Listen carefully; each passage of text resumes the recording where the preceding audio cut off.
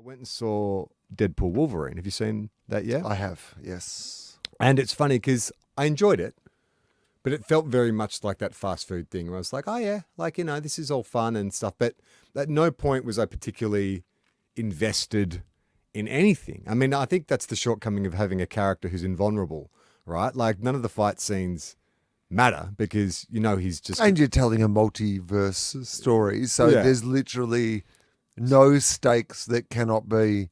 Like, I mean, that's the premise, and they play off it, but there's only so much self-awareness you can have of a flaw that will cover up the flaw. You know, right? You know, the whole conceit is... And because everything became so quippy... Like, there was a point where this would have been a welcome refresher from the moody, dark universes of superheroes. Whereas now, fucking everyone's Deadpool. Captain America's Deadpool, you know? Yeah. I mean, I feel like at least... Because it was funny. I walked out and it's like, I'm never going to think about that film again. But then I was like, oh, you know what? Like, Ryan Reynolds...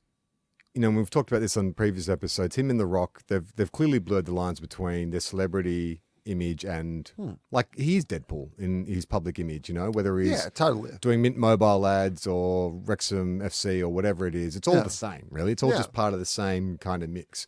And so part of me does admire the fact that he's like, I'm just going to lean into it, right? And I'm just going to give you more of what you want. You like cameos?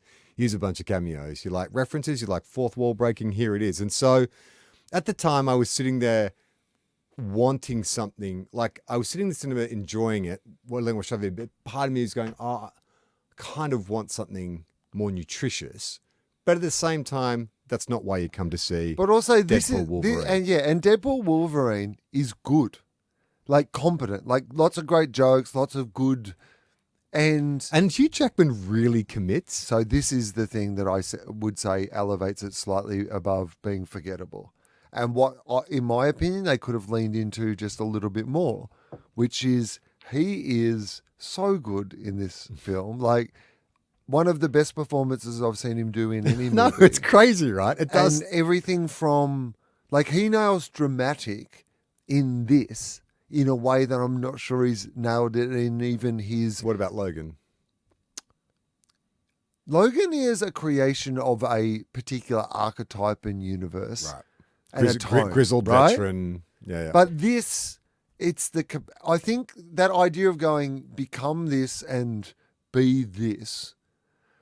The thing I would have previously said about his performances as Wolverine is that whatever the note was he was playing, he played it pretty consistently throughout, right? Yeah. So there's very different versions of it in the X-Men films versus Logan. But it is, in all of them, you rarely feel like the character is genuinely progressing in an arc in any way. They are where they are, and then they just keep being that for the rest of it. Whereas in this, his capacity to go from sort of comedy to, like, there's some genuinely dramatic pathos moments in this that he just... But do you know, I mean, you do in the know. same way as comedy used to undercut... like cut through the dramatic. Yeah. In this, it was also flippant, and then occasionally he would just anchor it with this like dramatic moment. The skill to pull that off, like not only from Hugh, but from the director and the editor and all that kind of stuff. Because I think the simile you can use is like the last two Thor films, which Taika brought that irreverent, throwaway. There's no real consequences. It's all just fun. They didn't like actively break the fourth wall, but that was the kind of feeling of it. And I think that people got really tired by that. The first one, it felt like a novelty and something new. And then the last one, which I didn't hate, but people felt like, oh, why do we care about any of this? Yeah. Because you're just saying none of it's important. But also that's the don't problem care. with the multiverse as well, which is you've basically just said to your audience, None of this matters. Nothing this, because we'll just find another universe where the convenient thing can happen. But I think the difference is that you sense Taika's lack of interest in the crafting of the Thor stuff. Yeah. Like, okay, we'll just farm out that sequence to a special effects company.